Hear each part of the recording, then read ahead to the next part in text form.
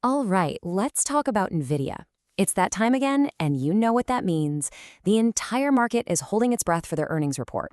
This is a big one, a report that can really move the needle. So let's dig into how traders are getting ready for the big reveal. So let's get right into it. The multi-billion-dollar question. Is NVIDIA going to beat expectations? But here's the thing. For a lot of traders, the actual answer, it's not even the most important part. What really, truly matters is having the right game plan to react to the news, whatever it ends up being. In the market, you've basically got two major teams facing off against each other. So first up, in this corner, we've got the optimists, the true believers. We call them the bulls. The bulls, well, they're betting on a home run.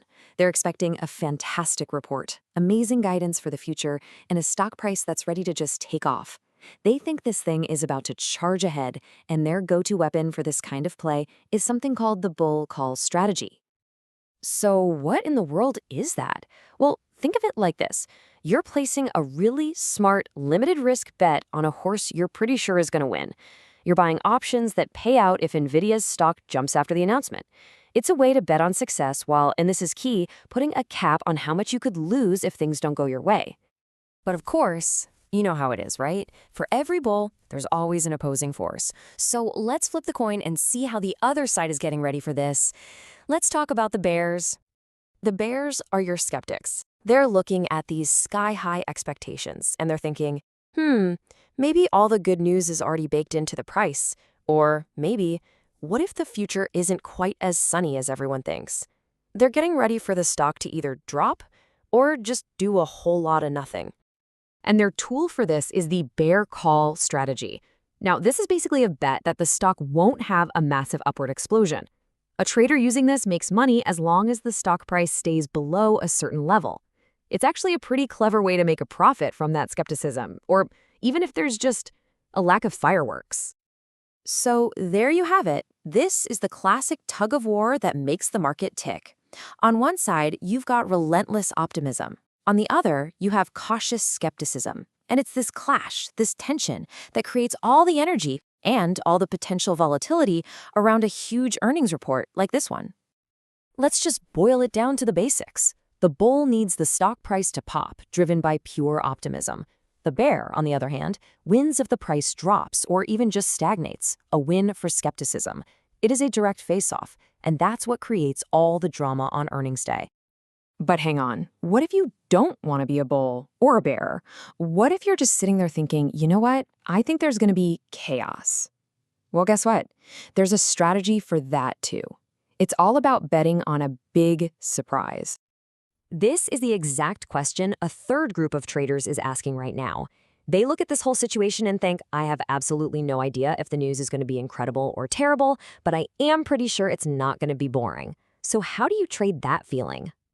The answer is a pretty cool-sounding strategy called the strangle. This is a bet on pure, raw movement. It doesn't care if the stock goes up or down. All it cares about is that the move is big. With a strangle, you're essentially buying options that bet on the price going up, and you're buying options that bet on the price going down. The only way you lose is if the stock just kind of sits there and doesn't do much. But if there's a huge swing either way, one of your bets pays off so big that it covers the other one and still makes you a profit. It is the ultimate bet on a market shock. Okay, so we've got the bulls, the bears, and the players betting on volatility. Everyone's got their strategy locked and loaded. But in trading, there's always an unknown factor, right? There's always a wild card that can come out of nowhere and change the entire game. Because even the most brilliant, perfectly executed plan can get completely thrown off course by something that has nothing to do with the company's performance, something that nobody saw coming on their spreadsheet. And in this case, that wild card is geopolitics. We're talking about potential tariffs on specific chips, a really key piece of hardware for NVIDIA's business in big international markets like China. This is the definition of a curveball. So, why is this such a big deal? Well, think about it. NVIDIA could come out and report the best earnings in their history. But if there's a surprise announcement about new tariffs, it could completely spook investors. It creates uncertainty, messes with supply chains, and could seriously hurt future sales. All of a sudden, that forward guidance, which is what traders really care about, looks a whole lot murkier. This kind of thing could turn a great report into a bad day for the stock, catching everyone off guard. And really, this brings us to the most important takeaway from all of this. This isn't about predicting what's going to happen, it's about understanding the game. When you know the strategies, the bull, the bear, the strangle, and you keep an eye out for those wild cards, you're just so much better equipped to understand the story the market is telling you no matter what happens. So as the NVIDIA news starts to break, the question for you isn't just, did they beat or miss? Now you can ask, was this a win for the bulls? Did the bears nail it? Or did a wild card just come in and change the entire game? You know the strategies, so what are you going to be listening for?